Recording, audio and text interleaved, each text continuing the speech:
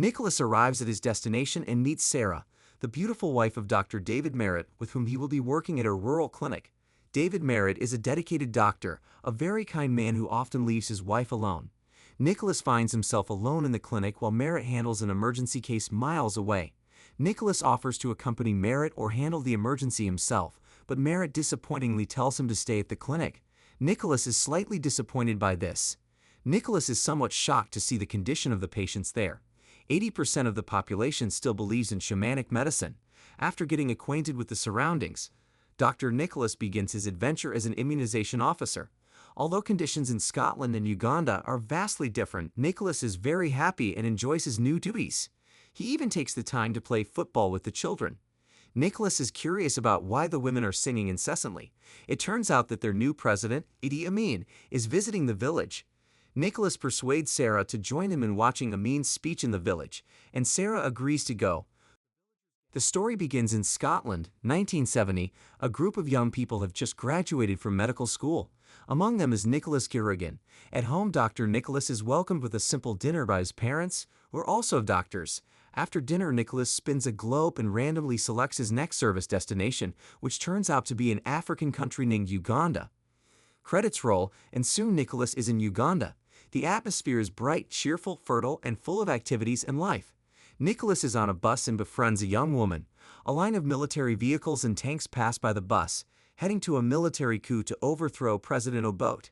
Nicholas is completely unaware of the situation, but the young woman assures him that they are safe and that it's a great time for Uganda now that Idi Amin will become president.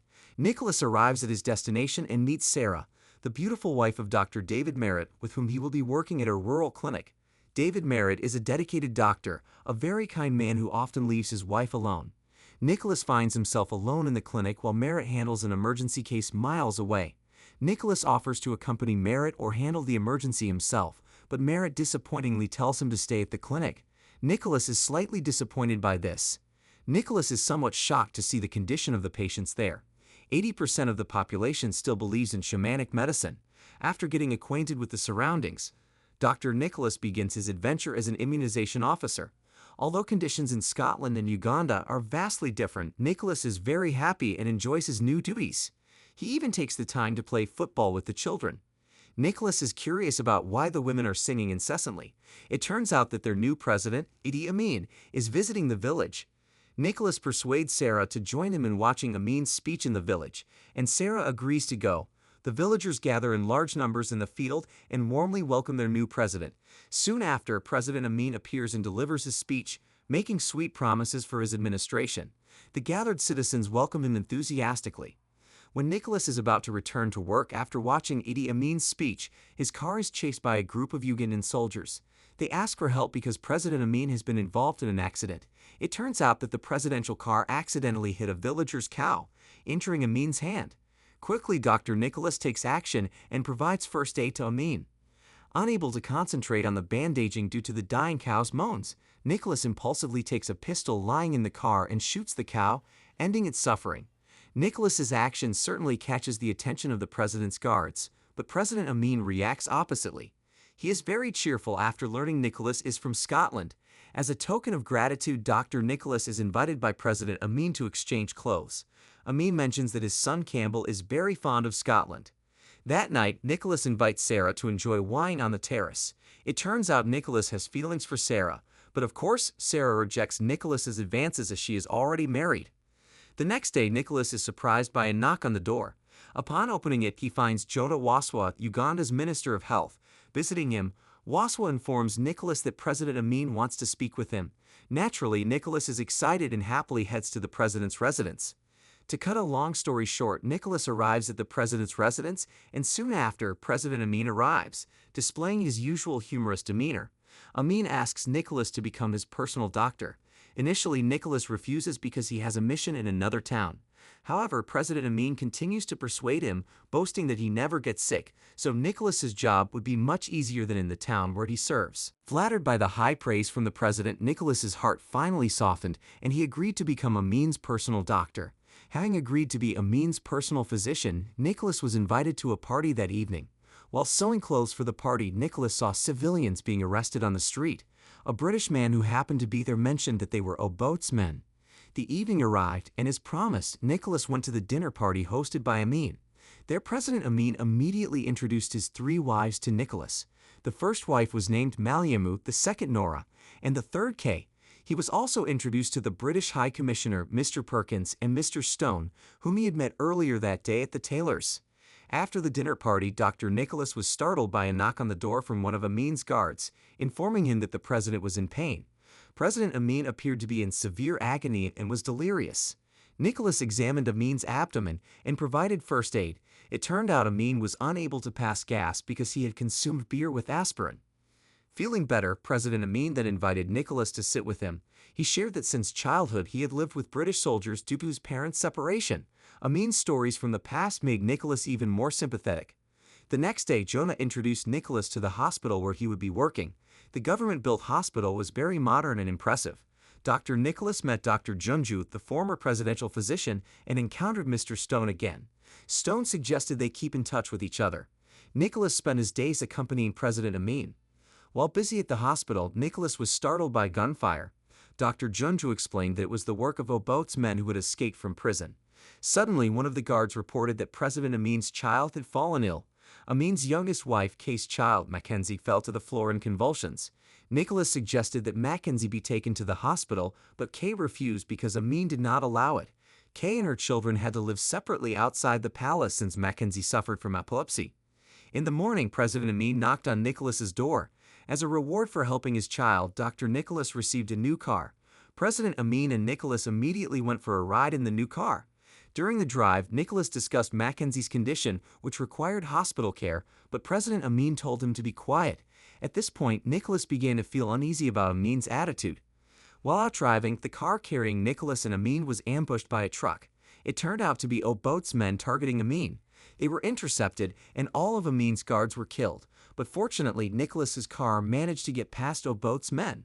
This traumatic experience deeply shocked Nicholas, and President Amin became extremely angry at the incident. He began to distrust those around him. Night fell, and Nicholas spent the evening at a party. He saw Jonah talking to a white man. Nicholas immediately reported this to President Amin. Gradually, the corruption of Amin's government became apparent. Stone showed Nicholas a newspaper article alleging the kidnapping of critics of Amin's regime. Nicholas flatly denied Stone's claims, believing President Amin to be a good leader.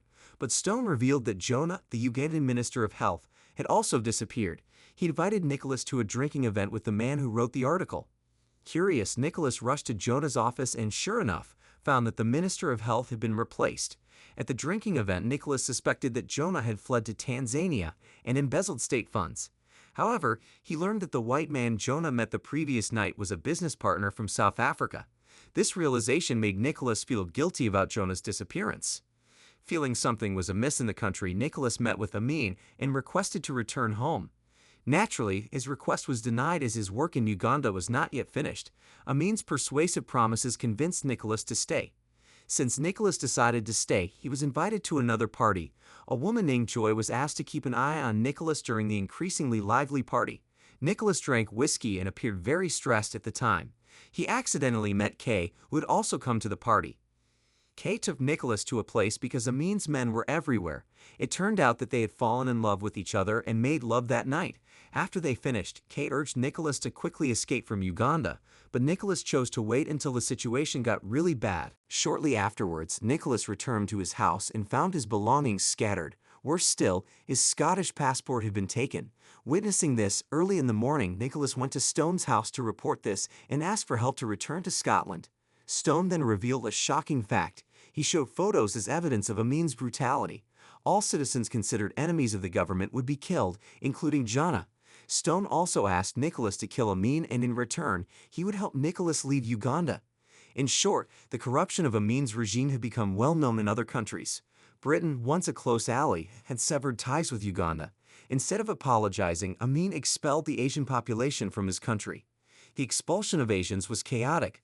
Security forces acted arbitrarily and committed violence. Amid this despair, Dr. Nicholas saw Sarah, who was also leaving Uganda.